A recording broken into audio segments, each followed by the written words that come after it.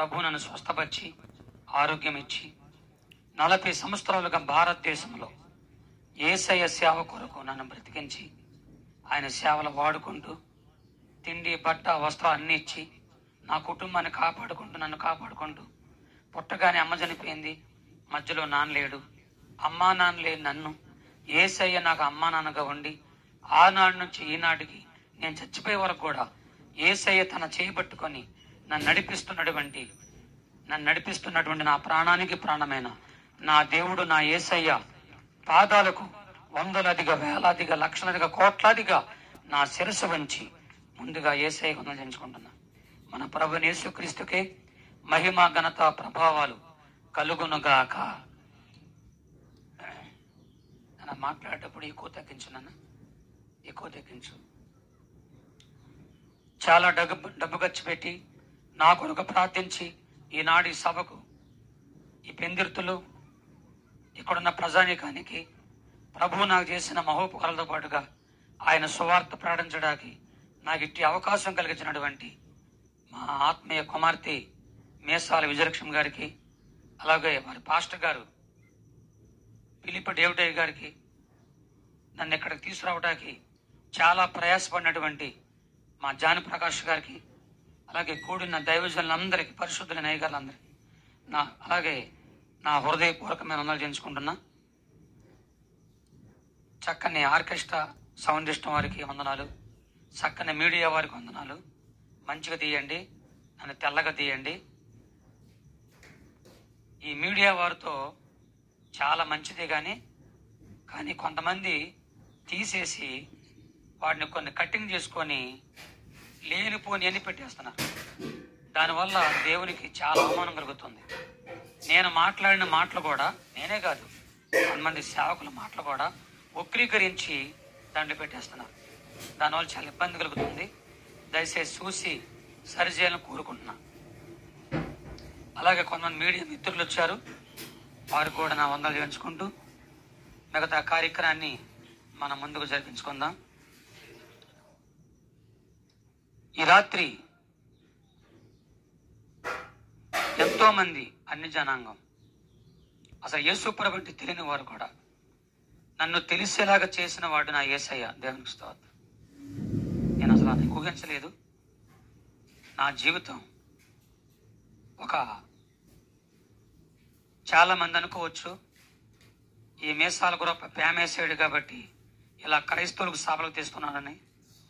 నాది ఈ సభలు ఇప్పుడు కాదు, 40 సంవత్సరాలుగా నా దేవుడిలా వాడుకుంటూనే ఉన్నాడు.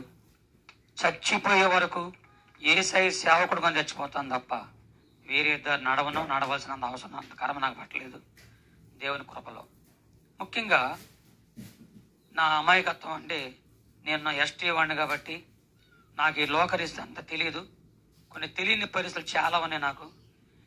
మేసాల గుర్రపు అంటే అన్నీ తెలుసు అనుకుంటున్నారు, నేను కూడా అనుకునేవాడిని. కానీ నాకేం తెలీదు, ఈ లోకరీతి నాకు తెలియదు. అడవిలో ఉన్నప్పుడు ఆ పులులు, సింహాలు, జంతువుల మధ్య తిరిగే నేను అలాగే అమాయకత్వంగా జీవించాను. ఇక్కడ కూడా అమాయకంగా నడిచాను. కనుక ఎవరైనా నన్ను గట్టిగా తిట్టినా మళ్ళీ ఎలాగ తిట్టాలో కూడా తెలియదు నాకు. ఎలా తిట్టాలో కూడా తెలియదు, ఎలా రీక్షణలో తెలియదు నాకు అంత తెలిసింది యేసయ్య మాటలు, ఆయన సువార్త తప్ప నాకేం తెలియదు.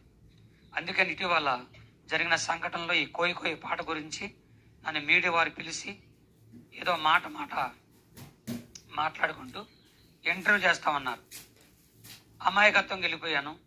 వాళ్ళు చేసే ఇంటర్వ్యూ నాకు అర్థం కాలేదు. అదే అమాయకత్వంతో ₹1 నేను తీసుకోలేదు. వాళ్ళు నాకు ఇచ్చిన వాళ్ళు కాదు, పబ్లిక్గా చెప్తున్నా.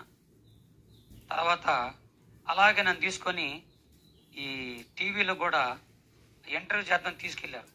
నేను అది ఇంటర్వ్యూ అనుకున్నాను. నేను తీరా చూస్తే దాన్ని ఒకలాగా తయారు చేశారు. దాన్ని నాకేం అర్థం కాలేదు. వాళ్ళ దగ్గర ₹1 ఇప్పుడు తీసుకోలేదు. ఆ జనరల్ మేనేజర్, పిలిచిన మేనేజరు నా రాకపోకలు కూడా నాకు డబ్బులు ఇవ్వలేదు, పైసా ఇవ్వలేదు నాకు. ఇవ్వకపోయాక వాళ్ళ అనుకూలంగా వాళ్ళకి ఎందుకు పెట్టుకున్నారో తెలియదు, కానీ నన్ను ఉపయోగించుకొని ఈ రోజున కోట్ల రూపాయల వ్యాపారం చేస్తున్నారు. అది చాలా తప్పని మనం చేసుకుంటున్నా. నేను ఒక సేవకుడిని. కానీ ఒకటి మాత్రం గుర్తుంచుకోండి, ఈ రోజున యేసయ్య సేవకుడిని నేను. దేవుడు ఇలాగెందుకు తీసుకొచ్చాడో తెలియదు కానీ 40 సంవత్సరాలు ఆయన సేవ చేశాను నేను. నా యేసయ్య నన్ను ఎప్పుడు విడిచిపెట్టాడు, ఎన్నడూ విడిచిపెట్టాడు. ఆయన సేవలో నడిపించుకుంటాడు. ఆయన సేవలోనే చచ్చిపోతాను. దేవునికి స్తోత్రం. ఇంకొక రకంగా ఉన్నాను. సరే, ఎంతవరకు జరిగిన సంఘటనలన్నింటిలో నాన్న ఈ ఆర్కెస్ట్రా భక్తులేరే రండి నాన్న పేదలారా. ఇంతవరకు జరిగిన సంఘటనలో మీకు అర్థమైన అర్థం కాకపోయినా భక్తులారా,